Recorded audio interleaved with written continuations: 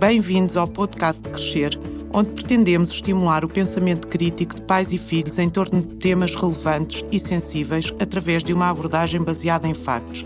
Tudo isto com o apoio da Panavídeo na gravação e edição de cada programa. No episódio de hoje falamos da educação de pessoas com deficiência e da sua integração na sociedade, passando pela vida escolar, a integração no trabalho, pela socialização e de como alguns mitos e tabus podem comprometer estes processos e a felicidade destas pessoas. Bem-vindos, eu sou a Maria, mas também a Leonor, e espero que ao longo desta meia hora se sinta em boa companhia. Eu sou a Lígia e prometo que vai ser melhor do que comer uma peça de fruta. Cá estamos, eu já tive férias, portanto já venho com outra energia, ainda mais, e vamos começar o nosso episódio sobre a educação de pessoas com deficiência. Nós pedimos a algumas pessoas para este episódio para darem um testemunho, fizemos umas perguntas e pedimos a 2 pessoas para darem o testemunho delas, que são pais de miúdos com deficiência. E, portanto, nada melhor do que começar por aí. E eu pedia-te que lesses as perguntas e que ouvíssemos as respostas para depois começarmos a nossa conversa. E então vamos ouvir os testemunhos. A primeira pergunta: qual foi a sua maior preocupação quando percebeu as dificuldades do seu filho? Sim, bom dia. Como qualquer mãe fica muito constrangida. E ela tem dificuldades mesmo de aprendizagem escolar, porque quando tu ensinas alguma coisa, ela não assimila. Isso até que eu percebi desde há muito mesmo agora nas férias. E a única solução, converso muito com ela. Boa tarde, aqui é o pai do Walter Augusto Moal. Quero falar um bocado sobre o menino Walter. Olha, quando descobri as dificuldades do meu filho, minha maior preocupação foi: será que vou conseguir tirar o meu filho do desafio que ele atravessa? Será que ele conseguirá ter amigos normais? Será que conseguirei lhe enquadrar na sociedade e os meus amigos lhe aceitarão para conviver com os filhos deles sem discriminação? A segunda pergunta: quais as principais dificuldades que sente neste momento ao educar o seu filho? Não é fácil não responder isso. Não é fácil porque eu levei muito tempo a descobrir a situação dela. Até que há 2 anos é que tive mesmo a certeza de que é a situação em que se encontra. Mas está caminhando, pelo menos nessa descoberta da escola, e ajuda a descobrir talentos, e ela está a seguir o atletismo. Então, está melhor. Já está, ela é uma menina mesmo, um amor do coração. Eu vejo nele a dificuldade de memorizar os conceitos. Às vezes ela acha que o que ele pensa está correto e não aceita ser contrariado. Uma outra, a terceira: neste caminho de crescimento que tem feito com o seu filho, qual foi a maior descoberta que mais mudou a forma como lidava com ele? Os apoios que eu tenho dado a ela é ensinar com trabalhos de casa, cozinhar, fazer limpeza, cuidar da casa. É a coisa que eu acho que o que me aparece, e acho que é isso. Foi a socialização. Eu achei que a socialização para ele era a melhor ferramenta para o desenvolvimento dele. E eu acho que não existe a melhor coisa que lhe levar onde todo mundo que se acha normal vão. Então a socialização foi a melhor ferramenta que eu usei. E por fim, uma pergunta muito crucial que condiciona todas as outras, eu acho: quais são os maiores apoios que tem? Da família tenho a irmã dela, a mais velha, que também tanto me ajuda mesmo. Os outros são um pouco distantes, mas apoiam quando, por exemplo, vamos de férias. A avó dela são pessoas que lhe tratam com muito carinho. Ele, de certeza, primeiro conta com o meu maior apoio e a minha esposa, Dona Tânia Moal, que somos os pais do Walt. Não nos esquecemos da nossa família e a escola. A CERSE também é uma grande escola que tem apoiado ao nosso filho. Ele ajuda bastante a desenvolver. A principal qualidade que eu vejo no meu filho é a fé que ele tem de um dia ser igual a todos que lhe rodeiam. Eu consigo ver isso pelo esforço que ele tem feito. Ele gostaria de andar com os amigos, poder escrever com os amigos. Então, a fé que ele tem, eu acho que é a principal qualidade. E obrigado. Muito bem. Então, nós estávamos a falar isso antes do podcast. A coisa que eu achei mais gira nestes testemunhos foi que isto, noutro contexto qualquer, ou se calhar em contextos mais desenvolvidos, talvez, a primeira coisa que as pessoas falariam era das dificuldades externas, das dificuldades da falta de condições, da falta de passeios, da falta de elevadores.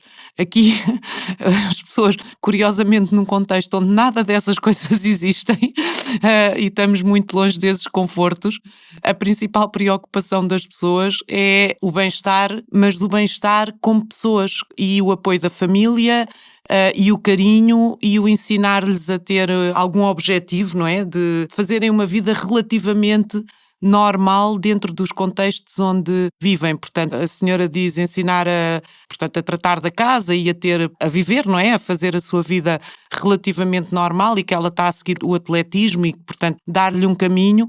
E depois o senhor também refere a intenção do filho querer aprender e querer tornar-se mais normal, como ele próprio diz, embora eu acho que a gente tem que dizer aqui sempre que o conceito de normalidade, Não, pronto, mas sim, mas tem essa preocupação e essa ambição. Quando ouves falar, percebes claramente, não é, que estão centrados como é que eu vou fazer o meu filho avançar e integrar-se. Integração é sempre muito transversal.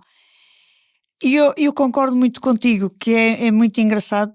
Tive exatamente a mesma reação que tu, se calhar não tão inesperada, mas também aqui as circunstâncias, acredito que o facto das circunstâncias serem mais difíceis para toda a gente, mais niveladoras, o que não acontece necessariamente noutros contextos em que há um maior bem-estar físico geral. Aqui todos lutam com muitas dificuldades de acesso, portanto isso se calhar não é percebido tanto como o grande diferenciador, mas sendo uma sociedade que vive muito em comunidade e que a comunidade é muito mais importante, esse fator realça-se mais aqui. E eu penso que se tu falares com miúdos nas escolas, a preocupação deles até também vai mais de encontro a isto, mais de encontro a serem aceites, a conseguirem fazer o que os outros fazem, e os pais estão mais alinhados aqui, eu acho. Este é um tema, eu vou já dizer isto para pormos os pontos nos is, é um tema onde eu não tenho experiência nenhuma e por isso tenho muitas dúvidas, mas muito poucas opiniões. Acho que este processo de integração de que os pais falam e de que os miúdos com algum tipo de deficiência necessariamente precisam de ter, há de ser um processo muito diferente em Portugal ou em contextos mais desenvolvidos e em Moçambique, até porque aqui existem alguns tabus relacionados com a deficiência e com o motivo, sobretudo, das deficiências. Muitas vezes as deficiências são associadas a coisas malignas e a coisas que não têm nada a ver com a deficiência em si e que se calhar causa mais dificuldade na integração, ou não. Isto é como eu digo, para mim é só o que eu ouço e não tenho, é só dúvidas hoje. Como dizes, as crenças e o preconceito à volta são logo a primeira barreira a ultrapassar. Quando tens um filho que tem uma deficiência, às vezes não percebes logo. Às vezes ele nasce e parece que está tudo bem e no primeiro ano, segundo ano de vida, as coisas não são bem assim.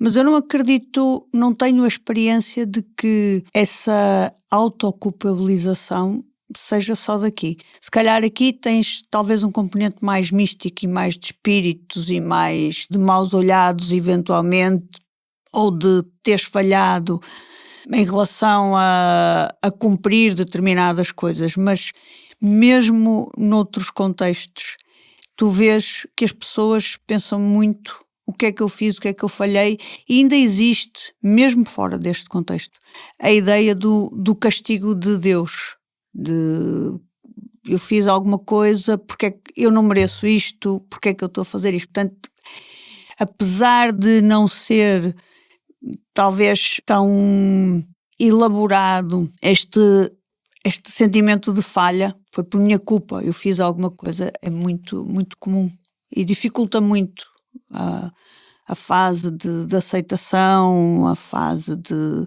começar a ver isto é assim, o que é que nós vamos fazer a partir de agora? Primeiro eu tenho outra dúvida. Aqui o processo de integração, por exemplo, nas escolas mais normais, já é mais normais, quer dizer, nas escolas não especializadas, nas escolas onde andam todos os miúdos, já é mais fácil, funciona, já há casos de sucesso, como é que estamos? Não, funciona. A questão aqui é teres a equipa e teres as pessoas que sabem lidar com os casos. Porque às vezes quando tens uma criança que tem uma deficiência e que tem uma birra ou que cai ou que chora, a tranquilidade como vais abordar a situação é diferente se tu achares que é uma situação normal igual às outras situações todas ou se esta criança pode ter necessidades especiais, isto tem que ser visto de outra maneira e portanto a pessoa que vai lidar com a criança tem que ter segurança na forma como vai lidar com a criança. Daí que a formação e teres gente capaz faz muita diferença. Aqui existem escolas, sim, escolas inclusivas cada vez mais tens escolas, sobretudo a nível do pré-escolar e não só, que começam a trabalhar com crianças com deficiência, algumas que trabalham muito bem, outras com mais dificuldades, outras com dificuldades mas muita boa vontade e que vão superando. Portanto tem sido uma experiência nestes 12 anos que cá estou, uma mudança muito grande. E aqui como lá, depois quando os miúdos estão aqui como lá quando eu digo lá, é lá noutros sítios. Países de outro contexto. Sim, há normalmente uma boa aceitação e uma boa integração destes miúdos ou ainda há muito trabalho para fazer nesse sentido? Há sempre muito trabalho para fazer, sobretudo, lá está, a nível de equipas de apoio, à medida que vão crescendo e vai sendo mais notório, as dificuldades vão sendo mais notórias, os desafios também vão sendo maiores e a adolescência, por exemplo, é adolescência para todos e coloca desafios para todos. E quando tens jovens com quem lidar e pressupõe algumas particularidades, tivemos um jovem com maior dificuldade de compreensão, a forma de abordar o discurso necessário, a forma como vais lidar, não é necessariamente igual à forma como tu lidas. Se tiveres um jovem que compreende perfeitamente e compreende as implicações dos seus atos, ou se tiveres um jovem que tem limitações físicas, a frustração decorrente disso e eventual manifestação comportamental dessa frustração, perceberes isso e tentares arranjar alternativas para que eles sejam mais integrados, como dizia o pai do Walter, ele quer correr como os outros, ele quer, portanto, tentar arranjar alternativas para eles se sentirem mais integrados e que às vezes vai diminuir determinado tipo de comportamentos que são decorrentes disso, coloca desafios. E os colegas normalmente ajudam, são cooperativos, tendem a ser mauzinhos, porque às vezes as crianças nestas idades são mauzinhas e não é por maldade, não é por quererem, mas é porque os miúdos às vezes têm essas tendências para brincar com situações ou para cooperam, como é que é? Mais eu diria, sim, globalmente da minha experiência e de experiências partilhadas, mais de não inclusão do que da ação direta de bullying.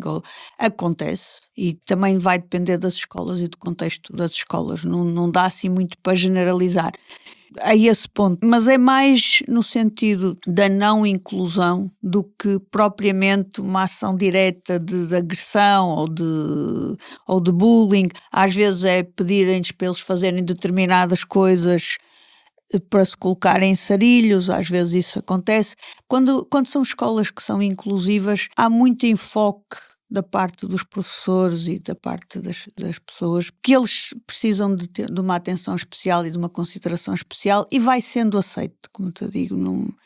Agora, serem incluídos, às vezes é que é uma história um bocadinho mais complexa.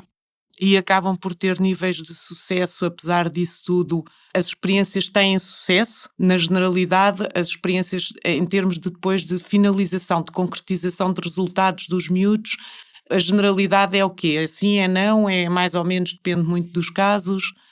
Depende muito dos casos, porque aqui depois também já falamos de um outro ponto do espectro, que é as saídas, e tu tens jovens que vão ter determinado tipo de capacitações e que em termos escolares podemos colocar como um sucesso, porque eles conseguiram atingir os objetivos, conseguiram integrar-se, conseguiram funcionar. Portanto, em termos escolares, até temos vários casos de sucesso.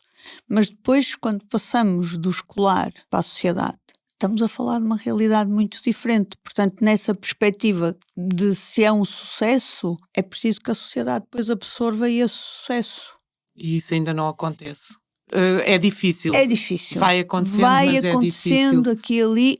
Em Portugal, que é uma realidade que eu conheço bem, bastante mais avançado, aqui começam-se a dar os primeiros passos. Que em Moçambique tu notas que já há maior sensibilização, já começam a haver empregos mais inclusivos, já começam a considerar pessoas com deficiência para os lugares. Mas é um processo lento, não é? E uma dúvida que estes pais tenham, ou seja, eu teria, no lugar deles, quando chegasse o momento de os colocar na escola, teria a dúvida se seria melhor colocá-los numa escola, num ambiente mais protegido, onde realmente sei que eles vão ter uma escola especializada, onde realmente sei que eles vão ter um apoio direcionado e uma equipa se calhar mais capaz, ou colocá-los numa escola inclusiva, mas onde eles vão estar integrados com outros miúdos, a bem da integração, de uma integração social deles mais ampla, porque no fundo menos protegida, mas mais ampla. Acredito que isto seja uma dúvida. Qual é a tua opinião? Tipo, não há uma fórmula, é sempre o que é que na generalidade é melhor? Eu disse que hoje eram só dúvidas. Idealmente, numa escola inclusiva, na realidade, vai depender muito do contexto. Vai depender muito da escola que nós estamos a falar, porque... Ou seja, idealmente, teoricamente sim, numa escola inclusiva. Sim, eu digo idealmente por uma razão. Teoricamente, para mim, significa algo que nunca vai acontecer. É um conceito abstrato. Idealmente, na minha perspectiva, é um objetivo que tu quase certeza que não vais chegar, mas para o qual vale a pena continuares a trabalhar, porque vais-te aproximar. O quanto te vais aproximar, não sei, não sabemos. Também não vamos resolver o mundo na nossa geração, apesar de termos excelentes ideias, diga-se. Porque eu acho que podiam resolver muitas coisas, mas não vai acontecer. Mas por isso é que eu digo idealmente. Idealmente terias escolas com poucos alunos, com turmas com poucos alunos, escolas não muito grandes, com uma boa equipa. Na prática vai depender muito do funcionamento dos miúdos, porque se tens miúdos que socialmente até são competentes e se conseguem integrar bem, tens outros que têm muitas dificuldades na parte de social. Trabalhei uma vez com conheço um caso que teve numa escola mais protegida, depois saiu e não conseguiu funcionar e ele próprio quis voltar. Não há uma resposta certa, embora a tendência seja para a inclusão, que é uma boa tendência, mas que necessita ainda de muito trabalho, especialmente para casos para os quais as escolas não têm respostas. E quando os pais depois começam a querer que eles aprendam, que eles avancem, se estão numa turma com 30 alunos, ou com 20 alunos, ou com 50 alunos, é muito difícil. É muito difícil porque os professores também têm que ter preparação para métodos específicos para trabalhar com aquelas crianças, precisam de mais investimento, precisam de uma avaliação mais cuidada para perceber o ponto em questão, o que é que tens de trabalhar, o que é que vem primeiro, onde é que tens de começar a trabalhar. Portanto, cada caso é um caso. E Do pouco contacto que eu tive tenho tido mais com pessoas com síndrome de Down, por exemplo, mas com outro tipo de deficiências tem sido mais raro. Mas uma preocupação que eu vejo sempre é a preocupação de o que é que vai acontecer ao meu filho quando eu não estiver cá. Estes pais normalmente têm uma preocupação maior com uma possibilidade de lhes acontecer alguma coisa e deles não estarem para suportar o filho. Pronto, nós falámos aqui de conceitos nos outros episódios relativamente à autonomia, à sexualidade, que às vezes as pessoas esquecem que com estes miúdos também existem, ou seja, eles também precisam de ser treinados para serem minimamente autónomos, ou pelo menos essa é uma preocupação dos pais. Acredito que em alguns casos poderá eventualmente não ser possível, mas se calhar na maior parte dos casos é possível eles ganharem alguma autonomia e também vivem a sexualidade, embora possam viver de uma forma diferente, não é? Mas eu, por exemplo, as pessoas que eu conheço com síndrome de Down têm aspirações e uma delas até é casada com uma pessoa que não tem síndrome de Down. É um caso relativamente leve, porque acho que também há graus diferentes. Pronto. Tu falaste aí de vários aspectos diferentes que têm a ver com o futuro, o que é que vai acontecer no futuro, com a autonomia, eles interligam-se com o namoro, com a parte da sexualidade, e eles interligam-se e para mim começam num primeiro ponto, que é os pais olharem para os filhos como pessoas, como crianças para além da deficiência, porque mesmo às vezes os pais ficam assoberbados com a questão da deficiência, assoberbados com a necessidade de proteção. E estas questões mesmo do namoro e de sexualidade são questões que eles nem colocam, porque veem os filhos um bocadinho ao lado dessas questões. E a primeira questão que aparece muito com os pais é os pais começarem a exigir dos filhos, a não os proteger tanto. E muitas vezes os pais dizem: ei, eu não imaginava que ele fosse capaz de fazer isto. Eu não calculava que ele fosse capaz de fazer isto. Ou é muito difícil eu dizer que não porque ele não vai entender ou não vai compreender. E essa, a primeira grande mudança é os pais começarem a exigir e a perceber que podem exigir e até onde é que podem exigir. E depois torna-se mais fácil de falar, de abordar outras questões, embora a questão dos namoros e das relações continue a ser um tópico muito sensível. Acredito que mais ainda. Muito, muito, muito sensível. Porque eu acho que às vezes a sensibilidade também tem a ver com a falta de respostas. Os tópicos tabu, tu não queres falar, tu não queres pensar, às vezes não tem só a ver com o tu perceberes que aquilo é sério, tu próprio preferires não pensar nisso porque não sabes as respostas, não sabes como é que vais lidar com aquilo. Mas é muito comum tu veres os jovens escolherem parceiros namorados, ou dentro do mesmo grupo, ou sem ser do mesmo grupo. E alguns têm relações muito sólidas. Há alguns trabalhos sobre isso e muitos dos jovens que foram entrevistados para esse trabalho falavam todos que eles também sonhavam ter uma família, que tinham vontade de ter um namorado ou uma namorada, de ter alguém para os abraçar, de ter alguém para além da parte sexual, a necessidade da relação, da afeto. Sim. Sim. Mas nós aqui estamos a falar da deficiência mental. Por exemplo, quando tu dizes que as pessoas se mantêm mais dentro do mesmo grupo, com a deficiência física se calhar é um bocadinho diferente, ou não? Este caso dos síndromes de Down acho que é diferente, mas alguns deles são muito leves e às vezes quase até não se percebe uma pessoa com deficiência mental e uma pessoa com deficiência física. Se calhar a pessoa que tem deficiência física tem maior facilidade de ter uma relação com uma pessoa que não tem qualquer tipo de deficiência ou... Acho que há aqui duas coisas. Uma é o contexto em que eles se movem e as pessoas a que são expostas. Eu conheço vários casos de pessoas com deficiência auditiva que acabaram por casar com pessoas com deficiência auditiva porque eles frequentam escolas especializadas, depois quando vão para as universidades, os que vão, e alguns vão, acabam por, se houver mais do que um, por se juntar, porque a comunicação é mais fácil, porque as experiências são mais fáceis, porque se sentem confortáveis. Portanto, há aqui uma parte que é de contexto. tu juntas-te normalmente com pessoas ou que te são mais familiares ou que estão fisicamente próximas e que tu tens exposição e que tu podes, e que existe a realidade de tu te apaixonar, não é? Se for uma pessoa que tu só vês ao longe, podes sonhar com ela, mas ter uma relação é muito difícil porque não a conheces. Portanto, eu acho que é essa questão do contexto.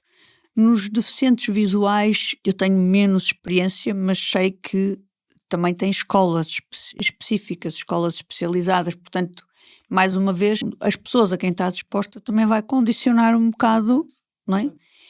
E, por outro lado, a segurança que tu podes ter, eu estou a falar do ponto de vista da pessoa com deficiência, a segurança que tu podes ter de te aproximares e de te dispores e de investir num relacionamento com alguém que não tem deficiência e que tu podes ter receios se não vai perceber, se não vai perceber, não vai entender. As dificuldades que podem surgir na relação de más comunicações ou más percepções, ou mesmo dificuldades reais de conseguirem comunicar eficazmente. Portanto, tem mais desafios, eu acho. Dar objetivos a estes miúdos, acredito eu que tenham um papel crucial do género. Por exemplo, acho que as pessoas, aqueles miúdos que se envolvem, por exemplo, com o desporto e que até acabam por participar em competições, ganhar medalhas, ter algum tipo de achievement, acho que isto também deve contribuir muito, quer para a felicidade deles, quer para os pais perderem o tal sentimento de culpa. Porque eu acho que o sentimento de culpa se calhar depois também se atenua à medida que a coisa se vai normalizando em termos de vida familiar, acredito eu, não sei, ou não. Quando dizes que o sentimento de culpa se atenua, sim, pelo menos aprendem a viver com ele e deixa de ser a coisa mais importante. Há alguns casos que só se atenua quando falam nisso e às vezes não falam e é possível desmistificar. Quando eles têm um objetivo, quando começam a ter sucesso, é quase como se passasse para segundo plano, não é? Como estavas a dizer, depois estás focado, estás orgulhoso, estás feliz, aquilo deixa de ser Um peso tão grande. Um peso tão grande. Tu conseguiste dar alguma coisa ao teu filho. Houve agora uns jogos africanos e houve uns miúdos que ganharam medalhas. Aquilo foi... Ainda a mudança, um deles já era um miúdo com uma boa autoestima, mas agora ilumina uma sala, ele está feliz da vida. A Sandra no atletismo, que ganhou aqui uma corrida e que agora está a investir no atletismo.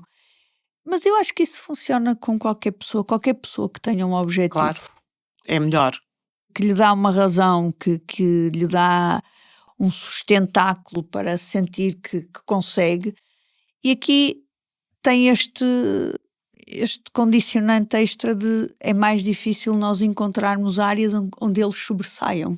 Muito bem, olha, estamos a chegar ao fim, é o que eu digo, isto o tempo aqui voa sempre e vamos fazer um wrap-up um bocadinho diferente. Como eu comecei a dizer e acabo, não tenho opiniões e estou agora mais esclarecida do que estava no início do programa, mas a maneira como eu te vou pedir para fazer o wrap-up é pôr-te no teu papel de Lígia, psiquiatra, e com alguma experiência bastante nesta área. Imagina que eu tinha um filho com deficiência agora e que ia ter contigo e te dizia o que é que eu faço, o que é que tu dirias a uma pessoa que fosse ter contigo e que te pusesse nesta posição com esta questão.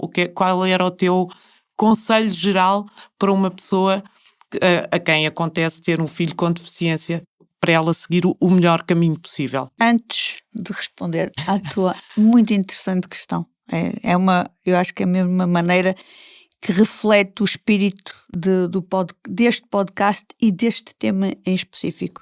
Eu queria só referir, porque nós vemos muitas vezes a deficiência como uma coisa muito longe. Nós estamos a falar que 15% da população mundial e 10,1%, segundo a Unicef, estimativas da Unicef, abaixo dos 19 anos, são pessoas com deficiência. Portanto, não é uma coisa que esteja assim muito longe de nós. E que se calhar não tem tendência a diminuir, porque acredito que com estas agressões todas que há do meio à genética, se calhar ainda vamos ter números menos confortáveis no futuro. Mas estes, para mim, já são bastante. Sim, não, estou a dizer, pois, exato, é isso, são significativos e se calhar não têm uma tendência para baixar nos próximos tempos, não é? Portanto, é um assunto mesmo importante, é o que eu estou a querer dizer. Eu sei, eu percebi. Então, força. Então tu és uma mãe com... Que idade é que tem a criança? Acabou de nascer. Acabou de nascer. Acabou de nascer, tem 6 meses e eu descobri agora que há qualquer coisa que não está bem. Ela foi diagnosticada com um problema de atraso de crescimento. Como é que eu vou fazer? Vamos sentar e conversar e perceber, em primeiro lugar, o que é que aconteceu, quais são os sentimentos da mãe em relação a isso. Porque é que a mãe acha que aconteceu o que aconteceu e falarmos da rede de suporte que há. Quem é que identificar, quem é que a mãe vê como figura de apoio, como figura negativa ou figuras neutras, porque às vezes há pessoas que são figuras neutras e há outras que são figuras negativas. E depois perceber exatamente o que é que nós estamos a falar da criança. Se for uma situação muito grave, começar numa fase inicial, focaria sempre em coisas muito concretas. Perceber qual é a criança, perceber quais são os aspectos positivos da criança que podem permitir alguma gratificação à mãe, porque se for uma criança que sorria, que interaja e que seja uma questão física, focaria muito nesse aspecto e sugeriria atividades que promovessem o contacto ocular, a criança sorrir para a mãe e depois identificação das dificuldades daquela criança. Independentemente do que fosse o prognóstico, se calhar numa fase inicial não falaria logo em prognósticos ou em diagnósticos, dependendo da mãe e do como a mãe estivesse e do todo o suporte e da importância que isso tivesse naquele momento. Há coisas que vão ser graves logo a seguir e que convém os pais prepararem-se. Há coisas que há tempo para os pais irem processando. Mas, irrelevantemente do que fosse, havia um aspecto muito importante que era o que é que temos que fazer com esta criança agora para estimular. Portanto, tentaria sempre conduzir a mãe e apoiar a mãe no sentido de manter o pragmatismo de o que é que podemos fazer para apoiar, vamos focar nisto, enquanto percebemos exatamente o que é que se está a falar, enquanto vamos fazendo este caminho.